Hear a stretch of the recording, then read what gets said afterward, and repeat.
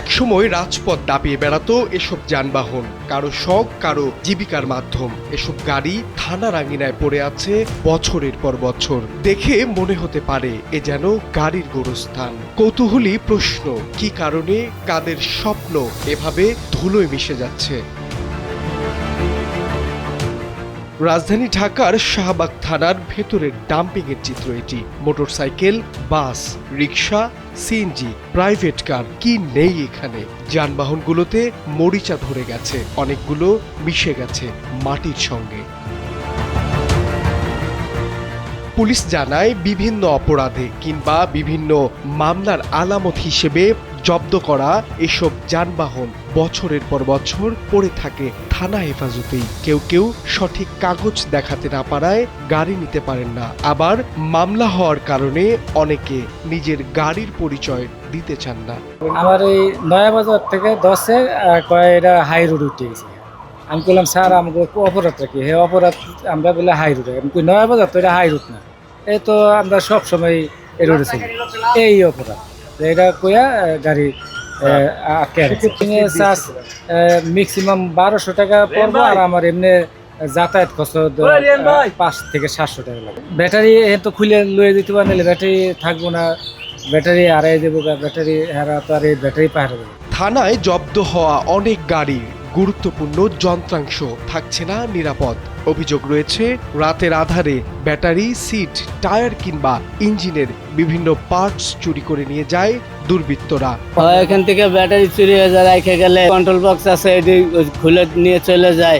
যেহেতু আমরা গাড়ি এখানে আমাদের ধরে আনে, এখানে নিরাপদে থাকবে, সেহেতু তারা বলতেছে এগুলো নিয়ে যায়। ওরা শুধু বুঝতে পারি না টাকার জন্য কি কিছু করে নাকি বুঝতে পারি না, তো এটা সব নিরাপত্তায় রাখবে তারা। তা না বললে গাড়ি ঢুকাইয়ে বলে কি তোমরা ব্যাটারি নিয়ে যাও, চুরি হয়ে যাবে। পরে ব্যাটারি নিয়ে যাইছি, আমরা ব্যাটারি নিয়ে যাই, অনেক কষ্ট হয়েছে, এর ভিতরে তো ব্যাটারি নেওয়া সম্ভব না। মামলা নিষ্পত্তি হওয়ার পর গাড়ি ছাড়াতে এলেও মালিকের হাতে পৌঁছায় অর্ধেক নষ্ট এক যানবাহন। আমাদের থানায় যে আলামত আপনারা দেখতেছেন যে পিছনে আছে, এগুলা বিভিন্ন মামলার আলামত।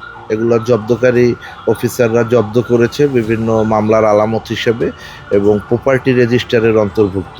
এগুলো আদালতের অনুমতি সাপেক্ষে আমরা প্রকৃত মালিকানা যাচাই করে আমরা দিয়ে দেই। এগুলো পরবর্তীতে আমরা রিপোর্ট করি যে আমরা রাজস্ব খাতে জমা দেওয়ার জন্য আমরা আদালতে প্রেয়ার করি যে দীর্ঘদিন যাবৎ গাড়িগুলো নষ্ট হয়ে যাচ্ছে, এগুলো বিক্রি করে রাজস্ব খাতে যদি টাকা দেওয়া হয়, এইভাবে আমরা আদালতের কাছে প্রেয়ার করি। বিজ্ঞ আদালত আমাদের যদি অনুমতি দেয়, সেই ক্ষেত্রে অকশন টেন্ডার হয় বা আমরা এগুলো যেভাবে সরকারি প্রক্রিয়া মেনটেন করে রাজস্ব খাতে সেই টাকা জমা দিয়ে দেওয়া হয়। পুলিশ বলছে আদালতের নির্দেশ ছাড়া জব্দকৃত গাড়ি হস্তান্তর করার কোনো সুযোগ নেই। তাই দীর্ঘ আইনি প্রক্রিয়া আর মালিকানা জটিলতায় বছরের পর বছর থানার ডাম্পিংয়ে পড়ে থাকে এসব গাড়ি।